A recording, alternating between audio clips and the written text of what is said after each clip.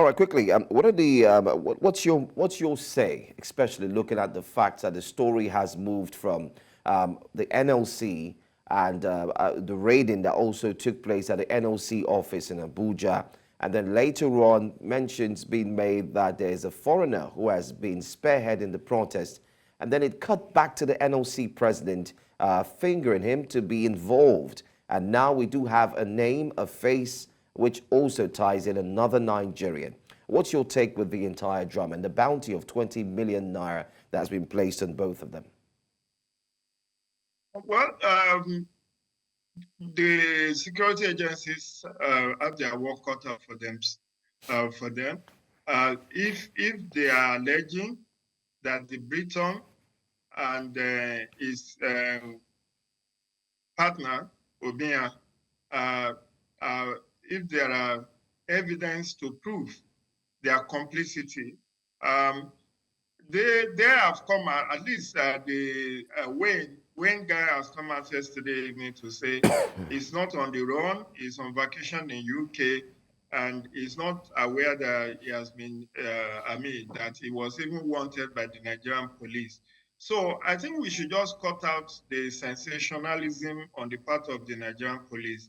If I'm of the considered view that what the Nigerian police should have done was to have effected his arrest anytime he comes into Nigeria, and then he could have his days in court.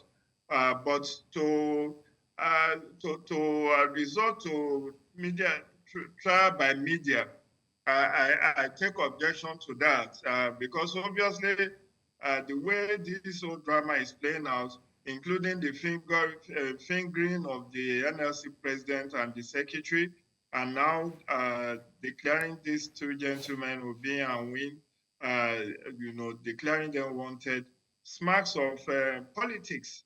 And I want Nigerian police to be more professional in their action, because we from about a month when this whole investigation started, we were told the guy runs a bookshop at second floor of the Nigeria Labour Congress building, which we call Labour House in Abuja, and that is involved in terrorism, finance, and all of that.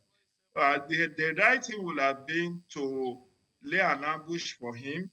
You already know his residence, and since he's married to a Nigerian, you can actually get him arrested rather than resorting to this whole dramatization in the media. I think that doesn't do the image of Nigerian police any good. All right. Andrew Wynne himself has come out to equally respond to the federal government. He said in a statement put out that instead of the federal government to actually listen to the voices of Nigerians and do more to actually pay attention in #EndHunger, which equally frightened the government, he's saying that the government is going the other way, which is repression. Do you think his statement equally shows one who wants to be exonerated from having anything at all to do with the #EndBadGovernance protest? That's one question I'd like you to answer. Well, that question is coming from a foreigner is indicting. It's indicting, and it may actually prove that he actually may have given some tacit financial or moral or material support to the protesters. And if that could be proven, which is why I just wish that Nigerian police are more discreet with their investigation. The manner in which they badge on the NLC building in search of incriminating evidence and all of that, I don't think that is just professional enough. If they have credible intelligence, they can activate the Interpol to assist them to arrest this guy. And for when the guy Wayne himself to now be teaching Nigerian police what they should be doing, I don't think it shows him as somebody who is innocent of some of the charges that may have been pressed against him. Because we do know that some foreigners actually aided and abetted the End Bad Governance protest. I mean, it's just not ordinary that you have citizens of Nigeria for the first time since the history of protest that you will now be having them waving Russian flag on the streets and then calling for regime change. And with the kind of statement that was put out by Wynne himself, it's not helping his matters. It shows that, like I said, he may have given some financial, material, moral, or other support to the End Bad Governance protesters.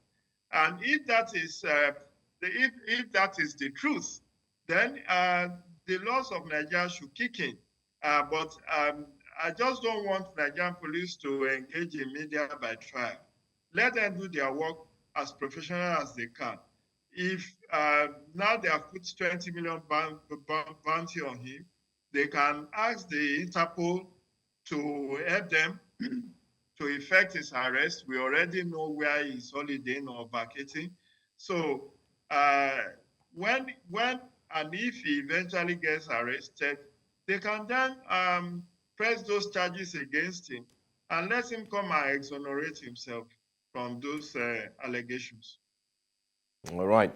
Anyway, thank you so much for your analysis. Jide Ojo joining us to discuss the current situation on the hashtag End Bad Governance. Thank you for your time. My pleasure.